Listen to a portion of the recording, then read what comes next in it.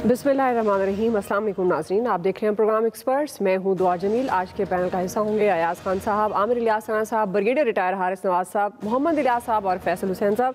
नाज़रीन, जहां तूफ़ानी बारिशों और सैलाब से जानी नुकसान हुआ, वहीं बड़े पैमाने पर माली नुकसान ने भी बदहाल मईशत पर बोझ और प्रेशर मज़ीद बढ़ाया है। लेकिन इस कमज़ोर मईशत के लिए एक बड़ी पेशरफ सामने आई है। कई माह के इंतजार के बाद गवर्नमेंट IMF प्रोग्राम बहाल कराने में कामयाब हुई। IMF ने पाकिस्तान के लिए 1 अरब 10 करोड़ डॉलर देने की मंजूरी दी है। कर्ज की रकम में $500 मिलियन इजाफा किया गया, जबकि कर्ज की मियाद भी बढ़ाकर जून 2023 तक कर दी गई है। नाज़रीन, कर्ज प्रोग्राम बहाल होने के बाद इसके समरात आना शुरू हुए हैं। आज डॉलर की कीमत तकरीबन ₹2 कमी के साथ $220 पर आ गई, जबकि स्टॉक मार्केट भी 100 इंडेक्स 42,000 की सतह अबूर कर गया। गवर्नमेंट की जानिब से इसे बड़ी कामयाबी कहा जा रहा है, जबकि पाकिस्तान तहरीक इंसाफ के रहनुमा फवाद चौधरी कहते हैं कि गवर्नमेंट ने IMF के पास जाकर अवाम की कमर तोड़ दी है। अब सवाल यहाँ ये भी है कि IMF प्रोग्राम बहाल हो गया, रवा हफ्ते 1 अरब डॉलर भी मिल जाएंगे, पाकिस्तान दिवालिया होने से बच गया। मुआशी बेहतरी के लिए सियासी इस्तेहकाम नागुज़ीर है, और ये सियासी इस्तेहकाम किस तरह से आएगा, यही होगा हमारे एक्सपर्ट्स के लिए आज पहला और बड़ा सवाल। आमिर साहब, मैं आपसे आगाज़ कर रही हूँ। चूँकि आधे से ज़्यादा पाकिस्तान इस वक्त सैलाब में डूबा है और इंफ्रास्ट्रक्चर बहुत पैमाने पर, जो अब तक की रिपोर्ट्स हैं, इंफ्रास्ट्रक्चर तबाह हुआ है। अब एक तरफ उनकी जाहिर है बहाली के लिए भी बहुत सारा पैसा चाहिए, और इमदाद, इंटरनेशनल इमदाद भी जारी है। मुखय्यर हजरात भी अपनी अपनी इस्तिताअत के मुताबिक फ़ंड दे रहे हैं। अब ये जो फवाद चौधरी साहब भी कह रहे हैं कि ये नहीं जाना चाहिए था IMF प्रोग्राम की तरफ, लेकिन चले वो रिलीज़ हुआ, जिसका हम बार बार बात भी करते हैं। सवाल ये है कि IMF प्रोग्राम की बहाली सियासी इस्तेहकाम के बगैर आपके ख्याल में मुआशी बेहतरी किस तरह से मुमकिन होगी? क्या आप समझते हैं कि गवर्नमेंट सियासी दर्जा हरारत कम करने में कामयाब हो जाएगी? आमिर साहब। दुआ, बात यह है कि इस वक्त सियासी दर्जा हरारत पे बात करें या जिस चीज़ पे मर्जी, सब ने अपनी अपनी लाइन लेंथ ली हुई है और उसके ऊपर फास्ट बॉलिंग करा रहे हैं। और जोश जज्बात में इमरान खान साहब ने जो जुडिशल मजिस्ट्रेट को कहा कि मैं तो एग्जेक्टिव मजिस्ट्रेट समझा था 4 साल वज़ीर आज़म रहने के बाद भी, तो अब उन्होंने कहा है कि मैं लफ्ज़ वापस लेने को तैयार हूँ। मतलब आप लफ्ज़ बोलते हुए, मुल्कों के साथ ताल्लुकात पे सोचते हुए, क्योंकि एक दफ़ा इन्होंने कैबिनेट मीटिंग में इस तरह जैसे मैं कुर्सी मोड़ रहा हूँ, तो उन्होंने एक बादशाह के बारे में कहा उसका तख्ता नहीं उल्टा जा सकता, और वो रिपोर्ट इनके कैबिनेट के मिनिस्टर ने कर दिया। तो वो गले पड़ गई सारी पोजीशन कि जी आप किस मुल्क से किस किस्म के ताल्लुकात चाहते हैं, आप करना क्या चाहते हैं, मतलब किस तरह से लोगों को चला रहे हैं। आप उनसे समझते हैं कि वो जो तवक्कुआत होती हैं कि आप चला लेंगे। अभी तो चौधरी परवेज़ इलाही देखें और मुनस इलाही साथ साथ चल रहे हैं मुसलसल। कल वो वहाँ पे जहाँ आर्मी चीफ भी मौजूद थे, वो शायद चाहने के बावजूद भी वहाँ नहीं जा सके उस मीटिंग में। और क्या होगा, कैसे होगा, ये अभी आने वाले दिनों में बहुत सारे सवालात के हमें जवाब मिलेंगे। एक तरफ मादरत होगी, फैसले होंगे। अब जो IMF के साथ हुआ है, वो जो हमारे बहुत सारे तज्ज़िया निगार जो ख्वाब भी देखते थे और वो बताते थे, फिर उनकी तसल्ली हुई कि ख्वाब आपने उल्टे हाथ में देखा या सीधे हाथ में देखा। उन्होंने कल एक ट्वीट किया कि जी ये तो सूद वाला कर्जा है, तो लोगों ने उनका एक कोट लगाया, क्योंकि ये खुद ब खुद बहुत सारे लोग ना वो ड्राइंग रूम के पीछे कुरान शरीफ की वो जो तफसीरें होती हैं वो लगा के समझते हैं कि हम सारे अक्ल और शऊर से फारिग हैं, और ये किताबें पीछे दिखा के जो सिर्फ एक वो पैनाफ्लेक्स होता है, और समझते हैं कि हम बड़े बाशऊर लोग हैं। वो उस वक्त जब PTI के दौर में 19 में जो मुआहदा हुआ था, तो उन्होंने कहा कि जनाब ये तो सूदी होता ही नहीं है, वर्ल्ड बैंक और IMF तो सिर्फ सर्विस चार्ज लेते हैं। यानी कमाल है ना कि आपने तरजीह मर्जी से इस्लाम की भी बना दी है। तो ये सारा यूं ही चलेगा अगर आप दर्जा हरारत की बात पे जाते हैं, क्योंकि यहाँ तो सबने अपने अपनी तसानीफ बना ली हैं, अपने अपने तर्जमे और तशरीह बना ली है। हाँ, बात ठीक है कि उस वक्त जैसे मैंने कल भी कहा कि असद उमर नहीं ले सके थे एक मुआहदा, और IMF को मुआहदा करना पड़ा कि हफीज़ शेख और बाकिर को बुला के स्टेट बैंक में लगा के IMF से मुआहदा किया। फिर शौकत तरीन ने वो मुआहदा किया, जिसको आप ये समझें कि हम कई महीनों के बाद वहाँ खड़े हुए हैं जहाँ آج ہم شاید کچھ بہتر ہوتے اگر اس معاہدے پہ چلتے. چونکہ نہیں چلے, یہ ایک عارضی سا فیز ہے کہ سٹاک ایکسچینج اچھی ہوئی ہے, بری ہوئی ہے, ڈالر جو ہے وہ ڈاؤن ہوا ہے. اگر ہم کوئی فردر اپنے اندر استحکام نہ لا سکیں, آرمی چیف کو بھی گفتگو کرنی پڑ رہی ہے, مسلسل بتانا پڑ رہا ہے, اور آج عمران خان صاحب نے اچھا کیا ہے کہ تھوڑا سا پیچھے آئے ہیں, لیکن وہ پتہ چلے گا کہ بینچ 5 رکنی کیا فیصلے کرتا ہے. کل بھی ان کی تقریر پہ پابندی ختم ہوئی تھی. کیا ہوا اس پابندی کا؟ جب آپ نیشنل سیکیورٹی کے معاملات پہ اپنی زبان پہ کنٹرول نہیں کریں گے, آپ جب اداروں کو تضحیک کا نشانہ بنائیں گے, تو آپ کو اسی طرح سامنا کرنے کے لیے بھی تیار رہنا چاہیے کہ پھر یہ جو میڈیا ہے یہ بھی تو پاکستان کا میڈیا ہے نا, یہ کہیں کسی سے پیسے لے کے تو نہیں کام کر رہا کہ آپ سمجھیں کہ جو آپ کے ساتھ ہے وہ ٹھیک ہے اور باقی سب پیسے لیتے ہیں. ایسا نہیں ہوتا. آپ کو آنا پڑے گا ٹیبل پہ, آج نہیں تو کہیں نہ کہیں آپ کو بیٹھنا پڑے گا. بالکل صحیح. ایاز صاحب, تو اب یہ ظاہر ہے کہ خوشی کی بات نہیں ہوتی, کوئی شادیانے بجانے والی بات نہیں ہوتی کہ قرضہ مل گیا ہے, اور اس پہ ظاہر ہے شکر ادا بھی کیا جا رہا ہے اس پہ. مسئلہ یہ کہ جب کوئی ملک دیوالیہ ہونے کے قریب ہوتا ہے تو پھر ظاہر ہے یہ شکر ہی ادا کیا جاتا ہے کہ اگر یہ نہ ملتا تو پھر کیا ہوتا ہے. کیونکہ بھگتنا تو آپ نے اور میں نے ہے نا, وہ ان کو رولنگ ایلیٹ کو تو فرق نہیں پڑتا. یہ تو آرام سے وہ سیلاب زدہ علاقوں کا دورہ کرتے ہوئے بھی کہہ دیتے ہیں کہ جی وہ میں وینس گیا تھا تو وہاں بھی تو ایسے ہی حالات دیکھے تھے میں نے, کچھ دیہات بھی تھے اور کچھ بنگلے بھی تھے اور ایسے ہی پانی تھا وہاں بھی. ان کا تو مائنڈ سیٹ یہ ہوتا ہے. ظاہر ہے یہ دعوے یہی کرتے ہیں کہ ہمارے لیے کر رہے ہیں, لیکن ہمارے لیے میں نے تو آج تک نہیں دیکھا یہاں کچھ ہوا ہو. لوگ ڈیوائیڈ کی بھی بہت بات کرتے ہیں کہ اس موقع پہ یونائٹ ہونا چاہیے تھا سب کو, لیکن وہ ڈیوائیڈ اتنی بڑھ چکی ہے کہ ظاہر ہے اس میں یونائٹ ہونا بڑا مشکل ہے. اب مفتاح کہہ رہے ہیں کہ ظاہر ہے میں اس کو انفلیشن کو بھی کنٹرول کروں گا. یہ حل نہیں ہے معیشت کو چلانے کا, اس ملک کو چلانے کا یہ حل نہیں ہے. یہ تو بالکل طے شدہ بات ہے. کچھ آؤٹ آف باکس فیصلے کرنے ہوں گے.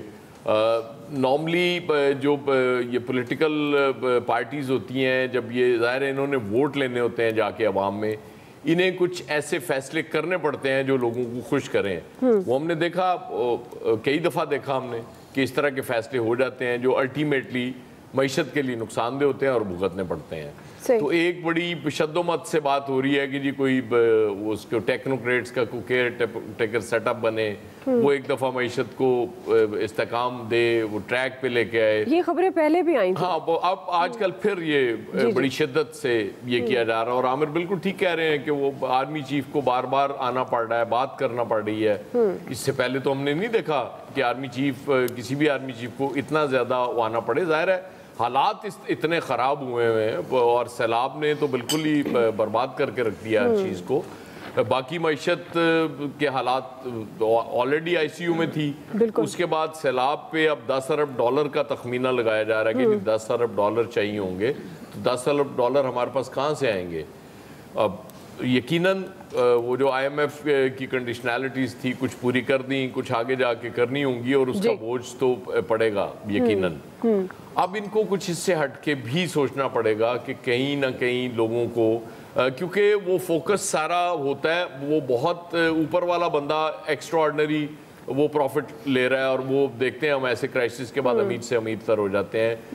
غریب کا بے نظیر انکم سپورٹ پروگرام بھی ہے, اس کے لیے ان کے لیے یہ کچھ ہو رہا ہے. مڈل کلاس بیسیکلی بڑی تیزی سے نیچے جا رہی ہے. ان کے لیے جب تک نہیں پالیسیز بنیں گی, ان کو اٹھانے کے لیے عمران خان کہا کرتے تھے نا کہ عام آدمی کو اٹھانا ہم نے, تو میرا خیال اب مڈل کلاس کو جب تک نہیں اٹھایا جائے گا اس ملک میں چیزیں بہتر نہیں ہوں. جی بریگیڈیئر صاحب, یہ کہاں پہ اٹھانا ہے جہاں سکون ملتا ہے آخری؟ نہیں وہاں اس سے پہلے اس طرح نہ کریں یار رانا صاحب, خدا کی. اچھا کوئی چاہتا سی مڈل کلاس میں. جی بریگیڈیئر صاحب, بات یہ ہے کہ اکانومی بہت ویک ہوئی ہے, اور میں بالکل ایاز صاحب سے متفق ہوں کہ ہمیں اس میں کون سی خوشی کی بات ہے, کون سا ہم نے تیر مارا ہے کہ جو انہوں نے لفظ پر ہمیں ڈکٹیٹ کیا ہے وہ ہم نے ایگری کیا ہے, اور اس کے بعد $1.15 یا $7 بلین ملا ہے. تو اس میں ہم نے یہ پھر اس کے بعد کتنی مہنگائی آ گئی ہے, انفلیشن 45 پہ چلی گئی ہے. اوپر بدقسمتی یہ ہے کہ پھر اس کے بعد آپ کی یہ فلڈز اور رین زیادہ ہو گئی, جسے بہت کلاسٹر ڈیمیج ہوا ہے, یہ بھی نظر آ رہا ہے. اور اکانومی کے ریوائول کے لیے you need to have a very stable political government. اب اس کو بیسیکلی ہمیں فوکس یہ کرنا چاہیے کہ ملک میں پولیٹیکل اسٹیبلٹی کیسے لانی ہے, کیا وکٹمائزیشن سے لانی ہے, کیا ہمیں ڈسکوالیفیکیشن سے لانی ہے. اگر یہ ایسی چیزیں فار انسٹنس ہوتی ہیں تو اس سے کیا اسٹیبلٹی ہوگی اور انسٹیبلٹی ہوگی, یہ گورنمنٹ کو وے کرنا ہے. پھر سیکنڈ یہ کہ نیشنل ڈائلاگ کی ہم ہمیشہ بات کرتے ہیں, یہ آپ جسے کہتے ہیں وہ گورنمنٹ ہوتی ہے. جی گورنمنٹ تو ہے ہی نہیں, گورنمنٹ کی یہ گورننس ہے جو بھی یہ کر رہے ہیں. آپ بتائیں کہاں ہم نظر آ رہی ہے گورنمنٹ؟ نہیں وہ کہہ رہے تھے نا کہ میں پوچھ رہا تھا جسے آپ کہہ رہے ہیں وہ گورنمنٹ ہوتی ہے. گورنمنٹ وہ ہوتی ہے جو اسٹیبل ہو اور اس کے بعد وہ ڈیسیژنز ایسی لے جو عوام کے لیے بہتر ہو, عوام کی بہتری کے لیے ہو, عوام کو کانفیڈنس ہو, فورن انویسٹمنٹ کا اس کا ٹرسٹ ہو, اور پھر آپ کی انویسٹمنٹ بھی آتی ہے, آپ کے ڈالرز بھی آتے ہیں اور آپ ایک اچھے طریقے نظام حکومت چلاتے ہیں. بات یہ ہے کہ یہ ہم نے دیکھنا ہے کہ اس کے لیے ہمیں کیا کرنا چاہیے. یہ حکومت کو فوکس کر لینا چاہیے.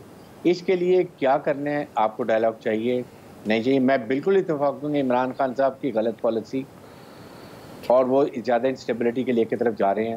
ہی must realise prime minister Pakistan, یہ بھی ان کو سوچنے کی ضرورت ہے, اور کہیں نہ کہیں ریکنسائل ٹیبل پہ بیٹھنا چاہیے اور بیٹھنا پڑے گا الٹیمیٹلی. لیکن اس کے لیے پھر انوائرمنٹ بھی ایسی کر لینی چاہیے. اس وقت آپ یہ دیکھیں کہ کیا عوام کے لیے ہم نے کوئی ریلیف دیا ہے؟ اگر یہ پیسہ آ رہا ہے ہم نے واپس بھی کرنا ہے.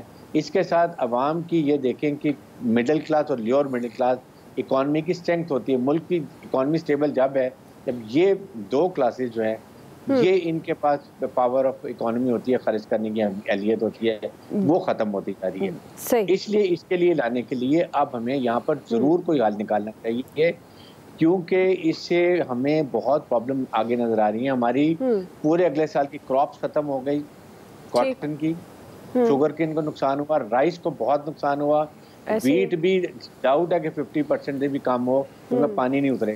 تو یہ چیزوں کا ناؤ دا ٹائم گورنمنٹ کو سوچے کہ اس کو ہم نے کیا کرنا ہے. But what ever happens, India سے ہمیں کسی حالت میں کوئی چیز ویجیٹیبل امپورٹ نہیں کرنی چاہیے. Afghanistan, Iran, yes they are neighbouring countries, we must try. بالکل صحیح. جی فیصل صاحب. دیکھیں یہ بات تو ٹھیک ہے کہ ہمارے معیشت کو سہارا مل گیا, ہم دیوالیہ ہونے سے بچ گئے, لیکن یہ دیکھیں یہ ایک کیسی بدقسمتی اور ایک ایسا المیہ ہے کہ آج ہم ایک دوسرے کو جو ہے وہ قرضہ ملنے پر جو ہے وہ مبارکباد دے رہے ہیں کہ ملک کی معیشت اس نہج پہ پہنچ گئی تھی کہ جہاں قرضے کی مخالفت کرنے کا مطلب یہ تھا کہ اس وقت ملک سے غداری ہے. یعنی ہماری معیشت اس نہج پہ پہنچ چکی ہے. تو یہ کوئی خوشی کی خبر ہے. ہم جس نسل میں ہم اور آپ رہ رہے ہیں, جس حیث میں جو ہماری نسل ہے, اس نسل کی بدقسمتی دیکھیں کہ اس کی اکثریت نے کو خوشی کا مفہوم ہی نہیں پتا, اس کی اکثریت کو ترقی کا مفہوم ہی نہیں پتا کہ ترقی کہتے کسے, اور دنیا جو ہے وہ کہاں پہنچ چکی ہے, اور ایک خودداری کسے کہتے ہیں, اور اپنے پیروں پہ کھڑا ہونا کس کو کہتے ہیں. یہ ہمارا ایک المیہ ہے, ہماری نسل کا ایک المیہ ہے. یہ بہت بڑی بدقسمتی ہے کہ ہم جب سے پیدا ہوئے, آج ہم لوگ 40, 50 اور 60 کی عمروں میں, ہم جس وقت سے پیدا ہوئے ہم قرض کی زنجیروں میں جکڑے ہوئے پیدا ہوئے. اور اب کیا جو ہماری اگلی نسل ہے وہ بھی انہی زنجیروں کے ساتھ اپنی زندگی گزارے گی. تو اگر جس قوم کے پاس زکوٰۃ ملنا, خیرات ملنا, بھیک ملنا, قرض ملنا خوشی کی خبر ہو, تو پھر آپ یقین کر لیں وہ قوم نہیں ہے, فقیروں کا ایک ہجوم ہے. یہ کس نے ہم لوگوں کو یہاں تک پہنچا دیا؟ کبھی اس سے ہمیں نجات ملے گی, کبھی ایک ایسا وقت بھی آئے گا کہ ہم اس بات پہ خوشی منائیں کہ آج ہم نے اپنا سارا قرض اتار دیا.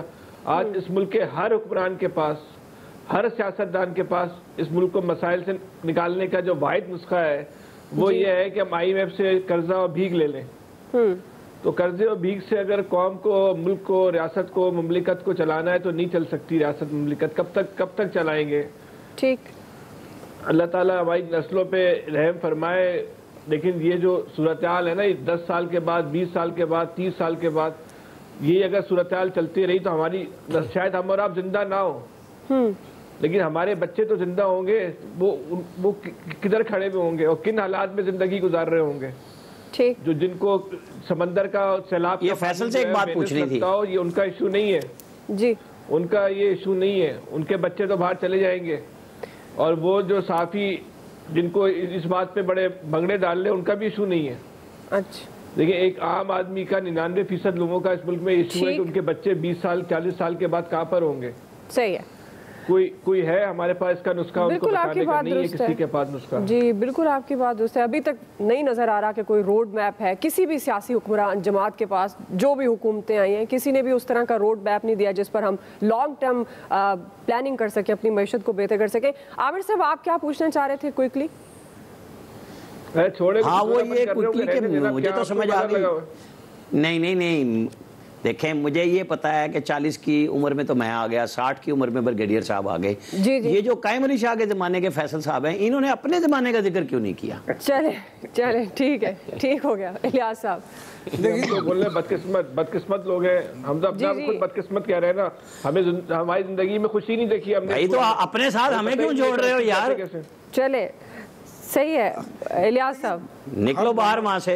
हर गवर्नमेंट आई उसने अपने वक्त में ना कर्जे लिए और काम चलाया, और ये अब देख लें आपकी जीडीपी का 72 से 74% जो है कि वो कर्ज़ों के लिया हुआ है। तो उसके मुताबिक तो जो सूरत हाल है, आपको कर्जे लेने पड़ते हैं पुराने कर्जे उतारने के लिए। तो ये जो सूरत हाल है ये तो इसी तरह चलेगी। ये वक्ती तौर पर रिलीफ मिल रहा है, मुस्तकिल बुनियादों पर तो किसी गवर्नमेंट ने नहीं किया। 4.5 साल जो पीछे रहे 3.5 साल उन्होंने भी गवर्नमेंट ने कुछ नहीं किया, पीटीआई की गवर्नमेंट ने। अब ये गवर्नमेंट है ये भी पहले रही, कितना अर्सा रही, इन्होंने भी यही किया। लेकिन कोई मुस्तकिल गवर्नमेंट कोई ऐसा सोचती नहीं है कि अपने पाँव पर खड़े हो कर्ज़ों से निजात हासिल करे। इनको हर 1-2 साल बाद गवर्नमेंट को जाना पड़ता है, और बर्दाश्त किसको करना पड़ता है? आवाम को। आवाम हर सूरत में कर्जा लें, कर्जा उतारना है तो सर आवाम पर बोझ पड़ता है। हुक्मरानों को कोई नहीं फ़र्क पड़ता, वो तो आके पॉलिसियाँ ऐसी बनाते हैं कि आर्जी पॉलिसी हैं। आर्जी पॉलिसी से उसका नुकसान किसको है? जो आवाम पिस रही है इस वक्त, महंगाई में पिस रही है। अभी इन्होंने कर्जे उतारने के लिए मजीद इन्होंने बोझ डालना है, मजीद कर्जे लेने पड़ेंगे। अगर नहीं कर्जे लेंगे तो इन पर टैक्सों की सूरत में बोझ डलेगा। अभी देखिएगा जी IMF से जो दूसरी किस्त लेने के लिए मजीद इनको शराइत पर अमल दरामद करना पड़ेगा। अभी तो आवाम के लिए ये पूरा पैकेज जब तक नहीं अमल दरामद होता, स्ट्रक्चरल रिफॉर्म्स नहीं होंगी। अगर ये करें भी तो सही ना। ये तो हम सब देखते रहे जितने भी प्रोग्राम चले IMF से। पाकिस्तान 1950 से मेंबर है IMF का। जब से ये कर्जे ले रहे हैं कोई ना कोई प्लान करते हैं कि कर्जे लेके, लेकिन ये उन पर अमल दरामद नहीं करते, फिर उधर ही रास्ते में छोड़ देते हैं, फिर मजीद खराबियाँ पैदा होती हैं। अब IMF की जानिब से जो प्रोग्राम दिया गया है जिसमें लेटर ऑफ इंटेंट आएगा, उसमें सारा बताया जाएगा कि कौन कौन सी बीच में खामियां हैं, ये रिफॉर्म्स करनी है, कौन सी जो रिफॉर्म्स होंगी फाइनेंशियल स्ट्रक्चरल जो भी हैं रिफॉर्म्स, उस पर अमल दरामद करेंगे तो आप जाके पाँव पर खड़े होने के काबिल हो। वो तो हमने साइन करके दे दिया इलियास भाई। वो तो सर साइन तो हो गए उसी वक्त, तो लोन आता तो उसी वक्त यानी कि उम्मीद पैदा हो गई थी। तो बाद में ये लेटर ऑफ इंटेंट तो हो चुका है। जो सर बाकी जो इसका पूरा मिलेगा, जो अभी जो मिलेगा ना, जो जिसको कहेंगे बुकलेट वगैरह सारा, जिसमें एक एक चीज़ का बताया जाएगा। वो IMF भी ट्रांसपेरेंसी तो रखती है कि पाकिस्तान ने क्या क्या अमल दरामद करना है, कौन से अगली समाई में क्या करना है। तो वो जो चीज़ें हैं वो हमें देखनी पड़ेंगी आइंदा भी कि क्या आवाम पर क्या क्या बिजली गिरेंगी जब तक ये लोन कर्जा चलेगा। बिल्कुल, और कर्जा अदा करने के लिए भी मजीद अगले वीक में तो फैटअप आ रहा है। बिल्कुल आपकी बात दोस्त है। उस तरह हम जो बात करते हैं कि लॉन्ग टर्म प्लान नहीं करती हमारी हुकूमतें, जिसकी वजह से हमें कर्ज हर हाल में कर्ज की तरफ जाना पड़ता है। बहरहाल कर्ज मिल गया, सियासी से अदम इस्तेहकाम अपनी जगह पर मौजूद है, साथ साथ सैलाब से जो तबाही हुई है बहुत ज़्यादा बड़े पैमाने पर वो भी मौजूद है। अब देखना ये है कि इस मुश्किल वक्त में गवर्नमेंट आम आदमी को किस तरह से रिलीफ देती है। राय आप जान चुके एक्सपर्ट्स की। ब्रेक लेते हैं, ब्रेक से हम वापस आएंगे। हमारा दूसरा सवाल होगा सैलाब की तबाहकारियाँ क्या महज बैरूनी इमदाद बहाली के लिए काफ़ी है? राय लेते हैं ब्रेक के बाद।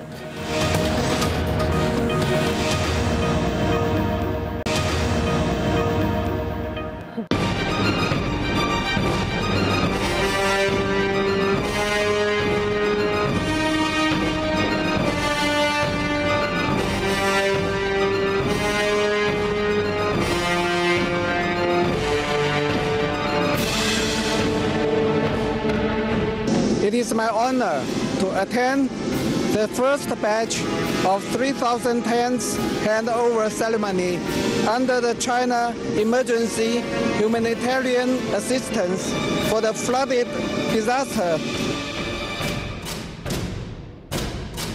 ہم سب ایک مل کے ان سارے کے سارے مشکلات کا نہ صرف مقابلہ کریں گے اور ہمارا سب سے غریب تک متاثر افراد کو سب سے پہلے مدد کریں گے. مشکلات بہت ہی زیادہ، مگر اس صورتحال میں جو ہمارا یونٹی گورنمنٹ ہے، جس میں نہ صرف مسلم لیگ نواز ہے، پاکستان پیپلز پارٹی ہے، بلکہ اتنے سارے سیاسی جماعتیں ہیں، میں امید رکھتا ہوں کہ ہم مل کے عوام کی امیدوں کے مطابق اپنا کام کریں.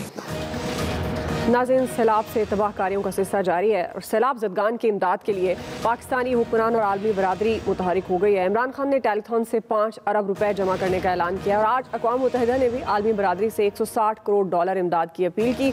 چین، ترکی، متحدہ عرب امارات، بنگلہ دیش، کینیڈا، جاپان اور آسٹریلیا سمیت کئی ملکوں نے سیلاب زدگان کی امداد اور امدادی سامان بھیجنے کا اعلان کیا ہے اور متعدد ملکوں سے امدادی سامان پہنچنا بھی شروع ہو گیا ہے. اسی سے متعلق ہمارا سوال ایاز صاحب میں آپ سے آغاز کروں گی. بارشوں اور سیلاب کی تباہ کاریاں کیا محض یہ جو بیرونی امداد ہے وہ متاثرین کی بحالی کے لیے کافی ہے آپ کے خیال میں؟ دیکھیں، جیسے وہ آج وہ بلاول بھی کہہ رہے تھے کہ یہ بہت لمبا کام ہے. ابھی تو انیشلی آپ ان کو ٹینٹ دے رہے ہیں، خوراک پہنچا رہے ہیں. وہ آج آرمی چیف کہہ رہے تھے کہ ڈھیر لگ گئے ہیں خوراک کے، اتنی زیادہ آ گئی. ٹینٹس کا کچھ وہ کہہ رہے تھے مسئلہ ہے، بلوچستان اور سندھ میں یہ مسائل موجود ہیں، وہاں زیادہ ضرورت ہے. پھر پانی اترے گا، اس کے بعد ان کی فصلیں تباہ ہو گئی ہوئی ہیں، ان کے گھر تباہ ہو گئے ہوئے ہیں. وہ بہت لمبا پروسیس ہے اور یہ ظاہر ہے یہ مرحلہ وار کرنا پڑے گا. اس کو باقاعدہ پلان کر کے ان کی مدد کرنی پڑے گی کہ پہلے مرحلے پہ آپ خوراک پہنچا رہے ہیں، شیلٹر دے رہے ہیں، عارضی شیلٹر. اچھا، مجھے ایک چیز سمجھ نہیں آتی کہ یہ جو خیمے استعمال ہوتے ہیں ظاہر ہے اس کے بعد تو پھر وہ ضرورت نہیں رہتی، تو یہ سنبھالے کیوں نہیں جاتے؟ کیونکہ جس طرح جو حالات بنے ہوئے اس وقت اس میں اس کے موسمی حالات بنے ہوئے، جس تیزی سے تبدیلیاں ہو رہی ہیں، یہ ہمیں کہیں ان کو محفوظ رکھ لینا چاہیے کہ ہر دفعہ ہم نئے کیوں خریدتے ہیں، وہ بک جاتے ہیں پرانے، پتہ نہیں میری سمجھ سے باہر ہے وہ، کیونکہ کچھ ظاہر این جی اوز اس میں کام کر رہی ہوتی ہیں. اور یہ مرحلہ تو چلیں گزر جائے گا، کافی حد تک لوگوں تک پہنچ گئے ہیں چیزیں، خوراک بھی پہنچ رہی ہے. ابھی نو ڈاؤٹ بہت زیادہ ضرورت ہے، اس کا مطلب یہ نہیں کہ اب ہاتھ روک دیا جائے. دنیا کے حالات آپ کے سامنے ہیں، معیشت اس طرح سے مضبوط نہیں ہے. جو پہلے آرام سے بہت زیادہ مدد کر دیا کرتے تھے پاکستانی بھی، میں تو پہلے دن اعتراف کیا تھا، میڈیا بھی ذمہ دار ہے کہ ہم نے پاکستانیوں کو بھی لیٹ اس میں. سب سے امپورٹنٹ چیز جو ہے نا، یہ ہمارے جو لیڈرز ہیں ان کو اس طرح کے معاملے میں میرے خیال میں سب سے پہلے خود اعلان کرنا چاہیے کہ ہم یہ قوم سے مانگنے جا رہے ہیں، مخیر حضرات سے، اور ہم چونکہ خود بھی مخیر ہیں، اتنے پیسے ہم ڈال رہے ہیں، اب اس کے بعد لوگ اس میں ڈالنا شروع کریں. میرا خیال برکت بہت زیادہ ڈل جائے گی اس میں. اب صرف لوگوں سے نہ مانگیں، کچھ اپنا بھی کنٹریبیوشن آپ کا ہونا چاہیے تاکہ لوگ اور زیادہ آپ کو امداد دے سکیں. بالکل صحیح. برگیڈ صاحب، جس طرح ایاز صاحب کہہ رہے ہیں کہ مرحلہ وار بحالی کا کام کرنا پڑے گا، اور واقعی یہ سوال بھی پیدا ہوتا ہے، یہ سیاستدان مثال کیوں نہیں بنتے؟ پھر وہی بات نا کہ ان کو دیکھ کر باقی لوگ بھی مدد کریں گے اور وہ برکت والی بات بھی آ جائے گی. 10 ارب ڈالر درکار ہوں گے سیلاب کی تباہ کاریوں سے نمٹنے کے لیے. آپ کے خیال میں یہ جو بیرونی امداد ہے محض وہ بحالی کے لیے کافی ہے؟ دیکھیں، جب ہم ایسٹیمیٹ کریں $10 بلین ورسز $160 ملین تو دے از پینٹ، اس سے تو کچھ بھی نہیں ہونا. اس کے لیے ایک تو دیکھیں، ہم نے سب سے بڑی افسوس کی بات ہے کہ آپ M N A M P کو خریدنے کے لیے ہم سب، آئی انکلوڈ آل پارٹیز، یہ 25 کروڑ روپے دے کے ہم ان کو لے کر آتے ہیں. Very that money. اور کسی پولیٹیشین نے، میں نے نہیں سنا کہ کسی پولیٹیشین نے کوئی اتنا زیادہ ڈونیٹ کیا کہ ہمیں پتہ چلے کہ سو ہے ڈن، اتنا انہوں نے کروڑ دے دیے ہیں یا اتنے ملین دے دیے ہیں. نو بڈی، دے آر جسٹ آسکنگ مخیر حضرات، اور سب سے بڑے مخیر یہ خود ہیں جن کو خرچ کرنا چاہیے. نمبر 2 بات ہے یہ ابھی اس وقت جو آپریشن چل رہے ہیں، یو کانٹ امیجن کہ آرمی جو کام کر رہی ہے، چیف آرمی اسٹاف ایک دن کوئٹہ میں ہوتے ہیں، ایک سندھ میں ہوتے ہیں، اگلے دن ایک دن سوات میں ہوتے ہیں، پھر ریسکیو بھی کر رہے ہیں، ریلیف بھی دے رہے ہیں، اس کے بعد ریہیبلیٹیشن کی تو بات کی بات ہے. اس کے لیے سب سے امپورٹنٹ ہے کہ ابھی تو ہم کو ٹھیک ہے ریلیف کر رہے ہیں، but then we have to send them to their respective home locations. وہاں سے جانے کے بعد پھر ان کو ریہیبلیٹ اپنے کرنے ہیں کہ ان کے پاس کچھ بھی نہیں رہ گیا، کراپس ختم ہو گئی ہیں. جب یہ ہر گندم اپنی بچا لیتے ہیں کھانے کے لیے، چاول بچا لیتے ہیں، وہ بھی چلا گیا. اس کے لیے گورنمنٹ ہیز ٹو پلان کہ ہم نے اس کو کیسے کرنا ہے. اور اس کے لیے امپورٹنٹ بات یہ ہے کہ جو پیسہ آ رہا ہے آنیسٹ طریقے سے جوڈیشل طریقے سے خرچ کریں. ایک ٹینٹ جو 4,000 روپے کا آتا ہے وہ حکومتی لیول کے اوپر وہ 16,000 روپے کا بکتا ہے. یو کین سی کہ ہم کدھر پیسہ کرتے ہیں, کتنا ویسٹ کرتے ہیں. یہ ضروری ہے. اس کے لیے گورنمنٹ کو اور ان کے اہلکاروں کو اس پہ خاص طور پہ پی ڈی ایم کو چوکنا چاہیے. اور ایاز صاحب کا پوائنٹ کہ سارا جتنے ٹینٹیں دیے جاتے ہیں جو اپنے گھروں میں چلے جاتے ہیں پلیز واپس لیں اور رسپیکٹیو پی ڈی ایم میں اپنے موب سٹور بنائیں, موبلائزیشن سٹور بنا کے ان کو دھوپ لگا کے سکھا کے سب چیزوں کو رکھیں آئندہ کے لیے تاکہ اس پہ پیسہ خرچ نہ ہو. بالکل آپ کے پاس سے پوری پلاننگ ہونی چاہیے. جی عامر صاحب. دیکھیں جی, میں اس سوال سے ہٹ کے جو ایاز صاحب نے بات کی اس کو آگے بڑھاؤں گا. وہ یہ کہ ہم سب کو چاہیے, جن کو پتا ہے کہ این ڈی ایم اے میں کون ملازم ہے اور پی ڈی ایم اے میں کون ملازم ہے, ان کے گھر, ان کے رشتہ دار اور اہل پاکستان سارے, چونکہ ہم مسلمان ہیں, رمضان شریف سے پہلے ہولڈنگ کرنا ہمارا فرض ہے, چوری اور بے ایمانی ہمارا فرض ہے, اور اس کے بعد نمازیں پڑھنا فرض ہے. ہم منیس القوم فراڈ اور جھوٹ پہ مبنی ہیں. ہمیں آنکھ کان کھول کے رکھنی چاہیے, کیمروں سے دکھائیں کہ جس کے گھر میں آپ کو ریلیف گڈز نظر آ جائیں وہ پبلک کر دیں, کہ ان سب بے ایمانوں کو سب سے پہلے گھروں سے پکڑیں, بے نقاب کریں کہ یہ جو غریبوں کا مال ہے یہ اپنے رشتہ داروں میں بانٹ رہے ہیں, دوستوں میں بانٹ رہے ہیں, کہاں مطلب لوگ بیچارے دے رہے ہیں پیسہ سب سے پہلے سرکاری حکام میں, پھر این جی اوز کے اندر اگر کالی بھیڑیں ہیں. کیونکہ آپ دیکھیں نا, اسلام آباد شہر میں جگہ جگہ لوگوں نے کیمپ لگائے ہیں. میں چیف کمشنر اسلام آباد سے کہوں گا آپ صوبوں میں ہونی چاہیے کہ جو لوگ امداد اکٹھی کر رہے ہیں وہ کسی ایک سینٹرل پوائنٹ پہ پتہ لگے جانی کہاں پہ ہے اور جمع کون کر رہا ہے, کتنی ہو رہی ہے. کیونکہ جو ریپیوٹیڈ ہیں این جی اوز ان کا تو پتہ ہے, لیکن یہ جو دکانداری بناتے ہیں نا ساتھ ساتھ, اصل مسئلہ یہ ہے, یہ چاہے زلزلہ ہو, چاہے سیلاب ہو یا رمضان شریف ہو, یہ چور چکے اپنی 2 نمبری سے باز نہیں آتے. آئیں گے, پیسے لوگ دیں گے, ہماری حکومت یعنی مرکزی حکومت, صوبائی, پھر آرمی چیف, سارے کے سارے, آرمی چیف بھی حکومت سے الگ تو نہیں ہے, وہ بھی حکومت, صوبائی حکومتوں سب کی بات کر رہے ہیں, سب کہہ رہے ہیں کہ پیسے آئیں گے. اصل بات ہے مانیٹرنگ ہونی چاہیے, اس کا صحیح استعمال ہونا چاہیے. آپ غریب آدمی سے یہ توقع نہ کریں کہ جس کو ٹینٹ میں زندگی گزار دیا ہے کہ وہ آپ کو ٹینٹ واپس کر دے گا. جب تک اس کا گھر نہیں بنتا آپ اس سے کچھ نہ سوچیں, کیونکہ اس کو دیں, ہاں اتنا دیں کہ دوسرے کے گھر میں بھی جائے, اور ہم سب, میڈیا نہیں, عوام بھی ذمہ داری پوری کریں کہ کون چور ہے, خائن ہے, جو ایک پیسہ غریب آدمی کے لیے آیا اور وہ اپنے گھر میں رشتہ داروں اور دوستوں میں بانٹ رہا ہے. بڑے اچھے ٹینٹ آئے ہیں, بڑے اچھے خیمے آ گئے, کمبل آ گئے. مطلب یہ کام نہیں ہونا چاہیے کہ جی جاپان سے ہے مال بڑا اچھا ہوگا, اب امریکہ نے بھی اعلان کر دیا ہے وہ بھی چیزیں بھیج رہے ہیں, بہت لوٹ لو. یہ ہمیں نہیں کرنے دینا بس. صحیح. جی فیصل صاحب. سب سے پہلے تو میں عمران خان صاحب کو اس بات کا کریڈٹ دوں گا کہ 2 گھنٹے میں انہوں نے جتنی بڑی رقم جمع کی ہے یا جتنی بڑی رقم کا انہوں نے کمٹمنٹ لے لی ہے, وعدے بہرحال پاکستان میں کوئی اور سیاستدان جو ہے وہ کوئی اور سیاستدان نہیں کر سکتا. تو دیگر جماعتوں کے رہنماؤں کو, زرداری صاحب کو, نواز شریف صاحب کو بھی چاہیے کہ وہ بھی اس طرح کا ٹیلی ٹون کریں, اور اگر سمجھتے ہیں کہ ان کی فالوئنگ زیادہ ہے, اور اس میں کوئی شک نہیں فالوئنگ بھی ہے ان لوگوں کی, تو وہ یہ پیسے لیں. اور فی الحال عمران خان کی کمنٹ ہے, ہمیں دعا کرنی چاہیے عمران خان کو پیسے نہ صرف مل جائیں بلکہ وہ صحیح جگہ خرچ بھی ہو جائے. اس طرح ان سیاستدانوں کو بھی جو ہے اپنی شہرت کو آزمانے کا ان کے پاس بھی جو ہے نا ایک موقع ہے پرکھنے کا. قوم زرداری صاحب پہ کتنا اعتبار کرتی ہے. زرداری صاحب تو اتنے پرانے حکمران ہیں, انہوں نے 5 ارب جمع کیے, ان کو تو 50 ارب جمع کرنے چاہیے 2 گھنٹے کے اندر. اب باقی یہ جو ڈیزاسٹر مینجمنٹ اس وقت ہے نا, ڈیزاسٹر مینجمنٹ ایک پوری سائنس ہے. ہمارے اس چیز کی کوئی ایکسپرٹیز ہی نہیں ہے کہ کیا کرنا ہے, اس بحران سے نکلنا کیسے. اس وقت یقین کریں, اس وقت افسران کی اور سیاستدانوں کی لاٹری کھل گئی ہے. میں کرونا کی مثال دوں, اگر عام حالات میں اگر ہیلتھ ڈپارٹمنٹ میں جو رشوت کا تناسب 25 سے 35% ہے, تو کرونا میں وہ 50 سے 70% پہ چلا گیا, کیونکہ ایمرجنسی کلاس لگ گئی تھی. ٹھیک, اب پھر وہ ایمرجنسی جو ہے وہ کلاس لگے گی, اور ایمرجنسی کلاس کی بنیاد پہ جو ہے ساری جو ہے خریداری ہوگی, اور اس خریداری میں جو ہے پھر وہ جو ہے وہ اربوں خربوں روپے کا جو ہے وہ دھندا ہوگا. عام آدمی کو کچھ ملے یا نہیں ملے, افسر, سیاستدان اور ٹھیکیدار, یہ 3 لوگ جو ہے وہ ان لوگوں نے جو ہے وہ بن جانا ہے, کیونکہ کوئی احتساب کا عمل نہیں ہے, کوئی پکڑ کا عمل نہیں ہے. جس نے پکڑنا ہے وہ خود حصے دار ہے, جس نے احتساب کرنا ہے وہ خود جو ہے حصے دار ہے. تو کس نے نوٹس لینا ہے, تو یہ تو یہ سسٹم ہے, یہ پیسوں کا ایشو نہیں ہے, یہاں پہ نظام کا ایشو ہے, وسائل کا ایشو نہیں ہے, نظام کا ایشو, جتنے وسائل ہے اس وسائل میں یہ قوم خود کھڑی ہو سکتی ہے, لیکن کیونکہ ہمارے پاس نظام نہیں ہے اس لیے مستقبل میں ابھی اس طرح کی اور اگلا جو طوفان اور سیلاب آنے والا ہے کرپشن کی شکل میں, وہ اس سے زیادہ بھیانک و شفاف ہوگا. صحیح. جی الیاس صاحب. دیکھیں جی, یہ ایک آفت آئی ہے, اس کو نبٹنے کے لیے ان کو چاہیے تھا کہ پی ڈی ایم اے کو, این ڈی ایم اے کو, کہ ان کے لیے پہلے ہی ریسکیو کرنے کے لیے چیزیں ہونی چاہیے تھی. ان کو یہ چاہیے تھا تاکہ پہلے کریں.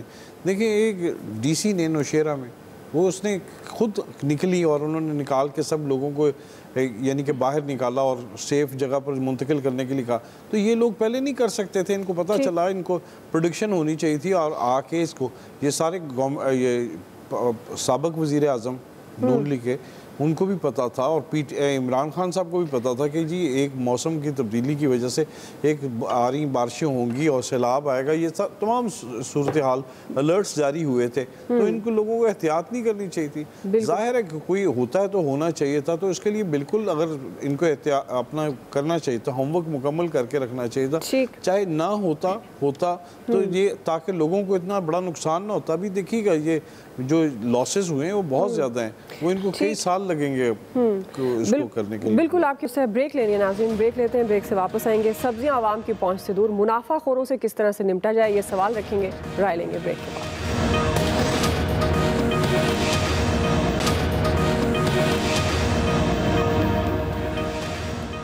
ویلکم بیک ناظرین. سیلاب سے کپاس, مکئی, چاول, گنا, دال, ٹماٹر اور پیاز سمیت کئی فصلیں تباہ ہوئی ہیں اور کھیت اجڑ گئے. ابتدائی اندازے کے مطابق زرعی شعبے کو 536 ارب روپے کا نقصان ہوا ہے, لیکن منافع خور ابھی سے سرگرم ہو گئے. سبزیاں اور پھل 100% مہنگے کر دیے گئے ہیں. تاہم گورنمنٹ نے بحران سے نمٹنے کے لیے ٹماٹر اور پیاز بھارت, ایران اور افغانستان سے درآمد کرنے کا فیصلہ کیا ہے. اسی سے متعلق ہمارا سوال بریگیڈیئر صاحب میں آپ سے آغاز کر رہی ہوں. سوال یہ ہے کہ سبزیاں عوام کی پہنچ سے دور ہو گئی ہیں, یہ منافع خوروں سے کس طرح سے نمٹا جائے؟ بات یہ ہے کہ ہماری جو کمشنرز اور deputy commissioners price control committees کہاں پر ہیں. اس کا مطلب ہے کہ سب کا اپنا کوئی ذاتی انٹرسٹ ہوتا ہے, اور کوئی وجہ نہیں ہے کہ ایک جس طریقے سے مہنگائی وہ چیزیں کم ہو گئی, آپ مہنگی کیوں کرتے ہیں؟ جی سستی دے لوگوں, اور بیچارے آفت زدہ لوگوں کو اور سستی دے دیں. نمبر 2 ضرور امپورٹ کریں, آئی ڈونٹ سے, لیکن لیونگ انڈیا, باقی آپ ایران سے کریں, افغانستان سے کریں, ترکی سے کریں, جس سے مرضی کریں, لیکن ضرور یہ ہماری ریسپیکٹیو چیف سیکرٹریز کی رسپانسبلٹی اپنے صوبے میں مہنگائی کو کنٹرول کریں, اور یہ بہت آسان ہے, کس طرح اس کے لیے چیک اینڈ بیلنس چاہیے. جی فیصل صاحب. میکنزم ہی نہیں ہے. ہم روز آپ سے کہتے ہیں مہنگائی کم کرنے کا میکنزم ہی نہیں ہے. ایک جگہ جو ایک چیز جو ہے وہ 100 روپے کی مل رہی ہے, تو اگلی گلی میں وہ چیز 50 روپے کی مل رہی ہے, اس کی اگلی گلی میں وہ چیز 150 روپے کی مل رہی ہے. اس ملک میں جو گراں فروش ہیں ان کو مکمل آزادی ہے. جس طرح ہم نے ڈالر کو مکمل طور پہ آزاد کیا ہوا ہے نا کہ مارکیٹ طے کرے گی ڈالر کی قدر کا, اس طرح گراں فروشوں کو بھی مکمل آزادی ہے کہ وہ ہر چیز کی قیمت کا جو ہے خود تعین کرتے ہیں. اور میکنزم جو ہے وہ بلدیاتی نظام کے بغیر آپ بنا ہی نہیں سکتے. آپ ہزاروں سال تجربے کر لو, مسئلے کا حل جو ہے ایک با اختیار بلدیاتی نظام ہی ہے. صحیح. جی عامر صاحب. سمپل سی بات ہے کہ جی ڈنڈا سب کا پیر ہے. انتظامیہ کو چڑھے گا تو لوگوں کے پاس یہ پہنچیں گے, کولڈ سٹوریج چیک کریں, ہر جگہ پہ جا کے ہر چیز اس وقت موجود ہے. یہ شارٹیج پیدا کی گئی ہے اور بہت اچھا فیصلہ کیا. اس میں انڈیا شامل نہیں ہے, افغانستان اور ایران کا فیصلہ کیا گیا ہے کہ ان سے لے لی جائے چیزیں, فوراً مارکیٹ میں مہیا کی جائیں, اور بغیر بریک کے فٹافٹ جا کے ڈالیں. یہ سارے کے سارے روتے ہوئے آئیں گے, آپ کو دیکھیں گے تاجر رہنما, او جی لوگ مر گئے, مقامی کاشتکار مر گیا. بریگیڈیئر صاحب بھی مقامی کاشتکار ہیں. اس طرح کے بہت سارے لوگ آئیں گے کہ میں نے نہیں روکا تھا, فلانے کے کولڈ سٹوریج نے روکا تھا. جی آیا سر. میرے خیال بریگیڈیئر صاحب احتجاج نہیں کریں گے, یہ ہم ابھی ان سے وعدہ لے لیتے ہیں. جتنی جلدی یہ چیز دیکھیں, سرمایہ دارانہ نظام کا سب سے بڑا مسئلہ یہ ہے ڈیمانڈ اینڈ سپلائی, کیونکہ 90% فصلیں کہا جا رہا ہے سندھ میں تباہ ہو گئی ہیں, اور زیادہ سبزیاں وہیں سے آتی ہیں. تو یہ تو بھگتنا پڑے گا. جتنی جلدی افغانستان اور ایران سے آ جائیں گے, اس کے بعد دیکھیے گا کہ چیزیں سستی ہو جائیں گی. جی الیاس صاحب. دیکھیے یہ ابھی سیلاب کی تباہ کاریوں کے بارے میں پتہ چلا, تو جس طرح پتہ چلا نقصان ہوا, زرعی طور پر شعبے کو نقصان ہو, تو انہوں نے پہلے ہی ذخیرہ اندوزوں نے اس کی قیمتیں بڑھا دی, جو آج تک بڑھی ہوئی ہیں. اس کو کم کرنے کے لیے کوئی طریقہ کار نہیں. اگر طریقہ کار ہو تو قیمتیں آرام سے کم ہو جاتی ہیں, اتنی زیادہ نہیں بڑھیں گی. ٹھیک ہے لیاس صاحب, معذرت کے ساتھ وقت ختم ہو گیا ہے. آج کے ایکسپرٹ سے اتنا ہی. فیڈ بیک دیجیے گا. خیال رکھیے. اللہ